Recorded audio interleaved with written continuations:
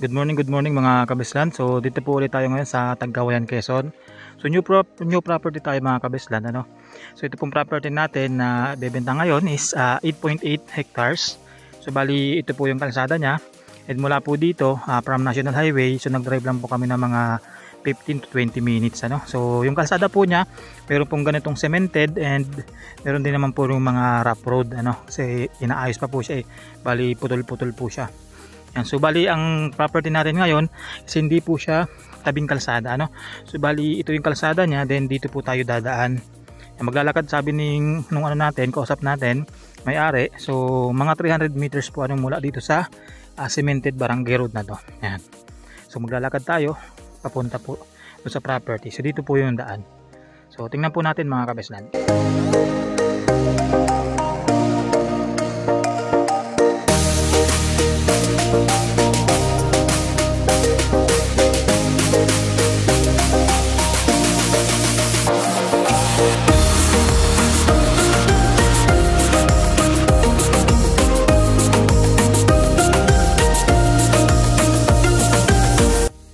Yan, so dito na po tayo mga kabeslan sa property, ano po. And andun po nag-i-start po yung muhon dito sa ano na to. Andun po siya. Yan. So naroon po yung muhon niya, itong po yung muhon niya. So bali mag-i-start na po yung property papunta po doon. So dito mga kabeslan, so bali meron naman kayo ditong magiging kapitbahay, ano. Yan, ito po bahay po yan. Ito po yung may-ari niyan, itong nakapula na to. So may linya po ng kuryente, ano. So meron din pong signal. So kaya maganda naman po siya. Yung nga lang po ito ay hindi po tabing kalsada, ano po. Pero maganda po mga kabeslan. So mura naman pong binebenta. So clearing po ito mga kabeslan. So ibig sabihin wala siyang tanim, ano. So lilinisan nyo.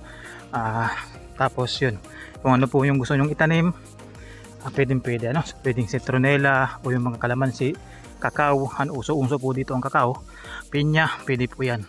So maganda po kasi talagang ano po siya, bilad na bilad, ano po. So may mga ilang fruit bearing trees din, ano po. Yan, ito mayroon pong mga ano dito, mga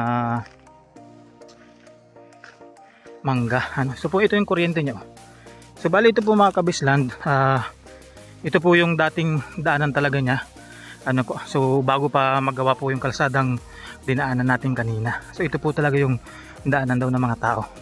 So meron pong lusutan ito papunta po dun sa kabilang barangay. Yan. So almost same lang din naman po ng layo yon. Kung yung halimbawa yung kalsada doon sa kabilang barangay, doon ang daan papunta sa property. So almost same lang po ng layo. So ito mga kabislan, kasakop na po ito ng property. Ito po siya. So napaganda po nito sa paghahayupan kasi may mga Carabao grass. So yan, 8.8 hectares po ito mga kabislan, ano. So medyo madamo lang dito ng bahagya, kaya di natin maaakyat. Pero ito po yung kalawakan niya, halos pantayan lang naman po. Yan, so hanggang po dyan siya.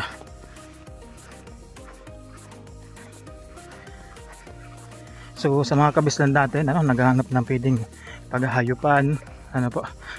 Yan, so pwede po ito. Baka, kambing, kalabaw, pwede po yan. So ang ganda po nito. Ito po yung kuryente niyo. Yan, kuryente. So ito mga kabislan, meron din dito, ano po. Yan. So, kasama po yan lahat. Ito mga kabislan, nakikita nyo na yan.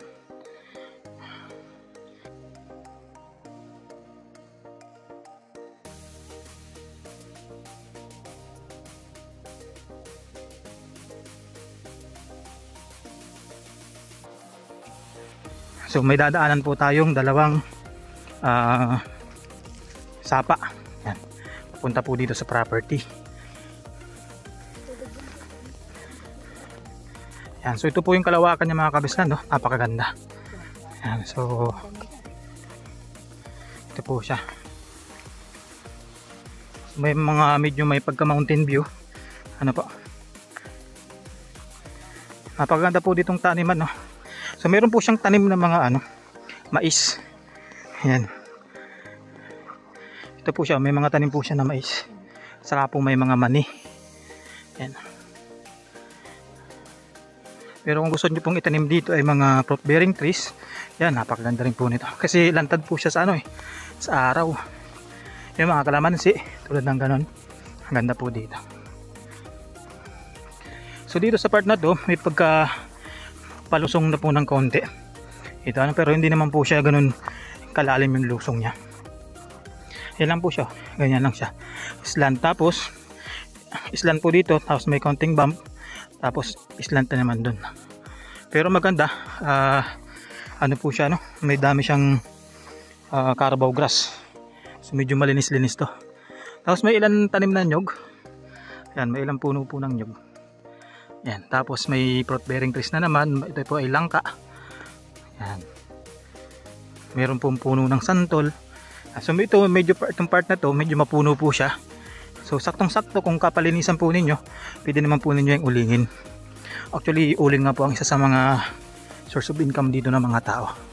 So marami po tayo ditong pwedeng kontakin na pwede natin kunin na mag-uling kung sakaling magpapalinis po kayo. Yan po yung mga nyug ninyo, mga takaran pa naman siya. Sa kasi kuya, yung kapitbahay nyo, yun ang pwede po ninyong pwedeng makatulong. Ano? So may mga star apple din. Ang ganda po nito. Yung nga lang mga kabislan, ano? So kung hindi naman kayo masyadong stricto pagdating sa daanan, ano po, yan. So pwede nyo po itong i-consider. So 8.8 hectares, napakamura naman po nito. Ayan. Napakaganda. So tahimik na tahimik, kasi isa lang naman yung kapitbahay nyo. Tapos pagdating po dun sa sa kalsada naman na mula highway papunta po dito. So hati lang din po yung almost hati lang yung kalsada. So meron siyang rough road, meron din po siyang yung cemented na talaga. So yung pagka rough road niya, pasok naman po ang even Toyota Vios o even mga sedan, pasok naman po dito sa labasan. Yan, napakaganda. So mountain view po siya mga kabislan. So may kuryente, may yung tubig pa nga mga kabislan, regarding sa tubig. So yung dinaanan po kasi namin kanina na sapa. So meron po dong parang pinagkukunan ng buong barangay ng tubig. So kasama na po yun dito. I mean, yung tubig doon, yung source ng tubig doon. So pwede na kayong mag-connect papunta po dito sa property kung kayo makakabili. Kasi yung nga po, yung nakapula na yun, yan, sila po yung may-ari nung bahay kadikit po nitong property. Yan. Ang ganda po dito. Yan po, kasama pa po yan. Ito. So pagdating dito mga kabisland, medyo slope na naman dito. Ito siya. Medyo bahagi niyang slope na naman siya dito. Yan. Napakaganda. So from Metro Manila, drive lang po kayo ng mga 6 to 7 hours. Yan. So kung gusto nyo makita itong property, pwede po tayong mag-meet up sa Jollibee Calawag or sa Tabugon kung familiar po kayo doon. Ano po. Yan. So may mountain view po dito. Napakaganda. Yan. Napakaganda po. Yan. So ulitin ko mga kabisland, So ito po ay clearing. Wala po siyang tanim. So kayo na po yung mismo magtatanim. So kaya mura-mura lang din po binibenta ng seller natin. So ito naman po ay titled. Po. And buhay din naman po yung seller. Yan. Ganda po dito maghayupan. Yan. Ang ganda. So lalagyan nyo lang talaga ng bakod na barbed wire para hindi takas.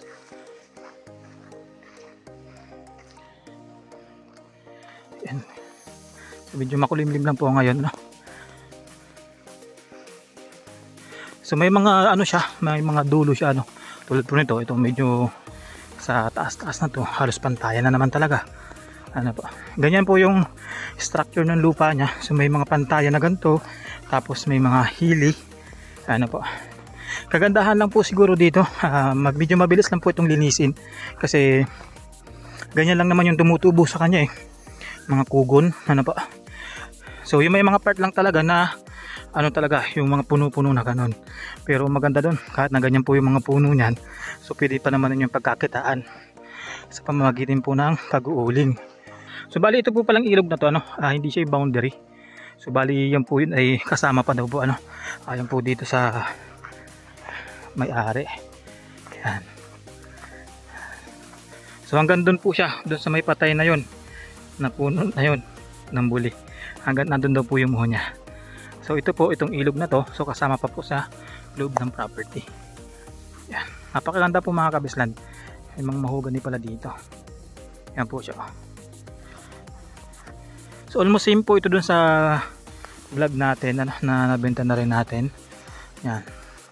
So ang kagandahan lang noon, tabi siya ng kalsada. So ito po hindi tabi ng kalsada. Yan. Pero mura lang din naman po itong binebenta. Ito po siya, yung kabuuan po ng property. Napakaganda. So yan, so mga kabislan po natin na naghahanap po ng property, po, na talagang raw land lang po siya. Po, so yan, pwede nyo po itong i-consider. Kung meron po kayong questions, yan, and mga inquiries, so yan, feel free to ask lang po. Message lang po sa aking YouTube channel. And yan, so sa aking Facebook account, aking WhatsApp, Viber, yan. Pwede po kayo mag-contact doon. So kung hindi man po ako maka-reply agad, po, so ibig sabihin nasa area po ako noon. Kasi minsan po tumatagal ako sa isang area, so walang signal. Pero pagdating po sa Facebook, so mag-message lang kayo, makikita ko naman po doon. So search nyo lang Baseland PH sa aking page, pwede na rin po kayo mag-like doon, para at least ay makita nyo yung mga bagong properties natin. Yan. Ang ganda po nito. Sulit na sulit din ang natin dito mga kabisland, ang pera natin. Yan. So Roland talaga siya, So yan. So kung ano po yung gusto nyo gawin dito, yan, so pwede naman po ninyong i-develop yan. Yan siya. So ang ganda, mountain view po siya, Yan, so hanggang dito na lang tayo mga kabisland. Po, so bibidyohan ko din po yung dinaanan po namin na sapa. So yung paglabas, po, para makita po din ninyo. So yan. Hanggang dito na tayo mga kabisland. Ingat po palagi and God bless po sa lahat.